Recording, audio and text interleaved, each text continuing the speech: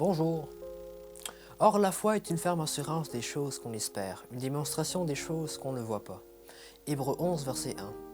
Jusqu'à quel point connais-tu les histoires de la Bible? Peux-tu dire quel personnage a fait tel ou tel exploit, ou à quelle occasion tel miracle s'est produit? Si tu es incollable sur les histoires de la Bible, félicitations. Lorsque j'étais enfant, il était impensable que nous ne connaissions pas les histoires de la Bible. C'est une fierté de les connaître dans les moindres détails. Mais connaître les personnages de la Bible et leurs exploits et mieux encore, savoir tout ce que Dieu a réalisé pour son peuple, suffit-il à faire naître la foi ou à la faire grandir? La foi, tu le sais sans doute, c'est accepter comme vrai quelque chose qu'on ne peut pas prouver ou qui ne se présente pas concrètement sous nos yeux.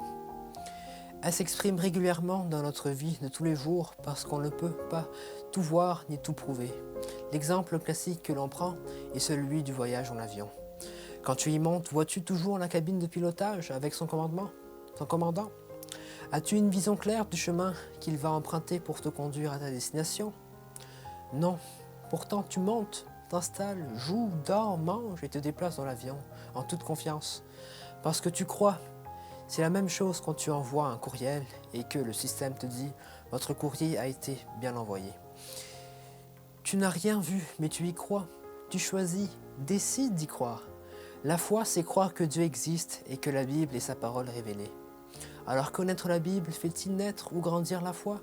Cela nous aide à croire, favorise notre foi. Mais le point déclencheur, c'est ta propre décision. Choisis-tu de croire ou préfères-tu douter? Ou même rejeter cette foi? Choisir de croire ou accepter les enseignements de la Bible comme vrai ne vient pas tout seul. Tu dois prendre le temps de te poser quelques questions. Par exemple, Dieu ou le hasard? Qu'est-ce qui est le plus probable? Un monde sans Dieu a-t-il du sens? Si tu n'avais pas la Bible, comment serait ta vie ou le monde? En d'autres encore, c'est peut-être un peu sérieux comme réflexion pour toi aujourd'hui, mais tu n'es pas trop jeune pour la faire. Et tôt ou tard, il faudra que tu poses ces questions si tu veux une foi solide. L'astuce, c'est que chaque fois que tu lis, entends ou vois une histoire que Dieu a fait pour un de ses enfants, ne te contente pas de connaître le récit, mais décide d'y croire. Décide de croire que ce Dieu-là est réel et qu'il est aussi ton Dieu. C'est ce que j'ai fait moi-même et que je n'ai jamais regretté. En fait, cela m'a conduit bien plus loin encore.